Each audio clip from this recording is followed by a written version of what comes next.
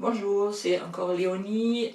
Aujourd'hui, un petit vidéo sur un problème en EHPAD qui est souvent un tout tabou. Parce que le problème, on reçoit des résidents qui étaient peut-être dans la vie avant un peu des prédateurs sexuels. Et en vieillissant, malheureusement, il le reste. Donc, le premier problème qui peut se créer avec ces messieurs-là, donc c'est qu'ils ont des propos indécents contre les aides-soignantes. Surtout si on est jeune et joli. Donc il y a plusieurs collègues chez nous qui sont plaints de certains résidents qui les touchent les seins, touchent les fesses, touchent entre les jambes, qui demandent des aides sexuelles, de la stimulation, n'importe quoi, donc qui aussi peuvent les insulter s'ils ne suivent pas leurs souhaits. Donc ça peut être très compliqué. Chez nous, donc, on a brisé le tabou, on parle souvent de ces messieurs, donc le protocole, s'il y a un fait comme ça avéré, on va toujours à deux. Toujours pour un témoignage et pour se aider mutuellement. Parce que quelquefois aussi, ces résidents peuvent être agressifs en même temps.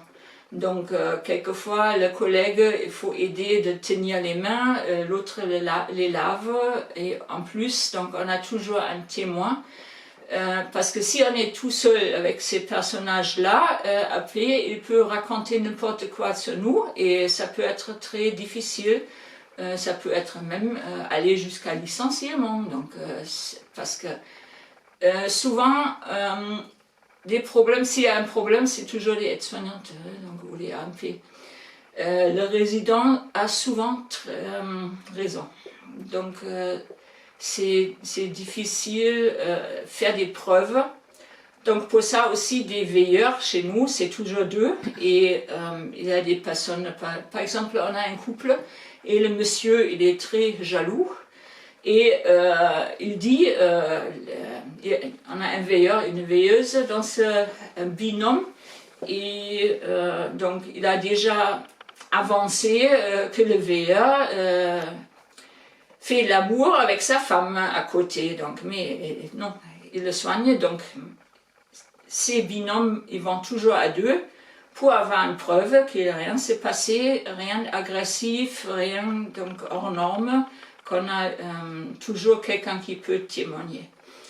Donc, protégez-vous, parlez ouvertement, donc en transmission, en réunion pluridisciplinaire, il faut en parler, et il faut installer un protocole avec ces personnes-là, parce que sinon, il ne faut jamais se taire, et il faut être ouvert avec ces problèmes, et avertir la direction, et aussi, il faut le tracer.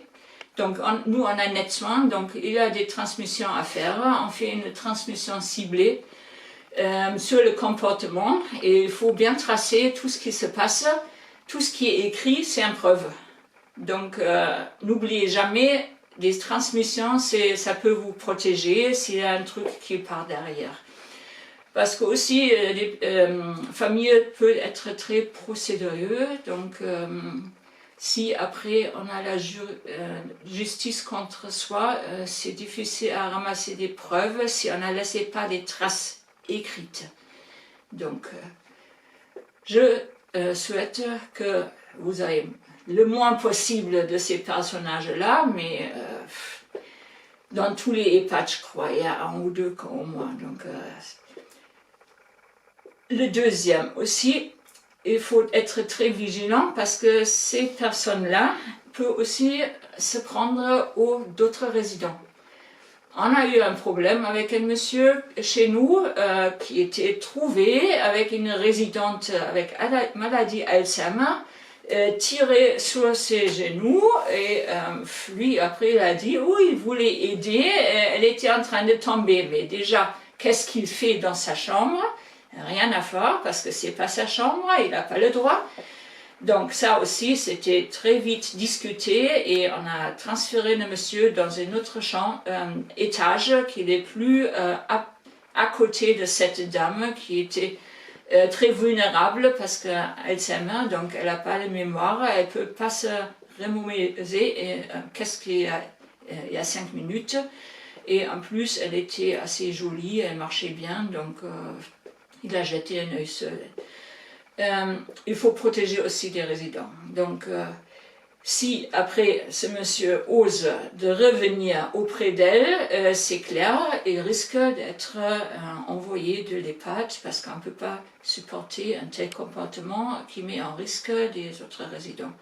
Donc là, il faut être très strict, il faut bien travailler en pluri avec les psychologues, avec la directrice, avec IDEC et tout ça, pour empêcher que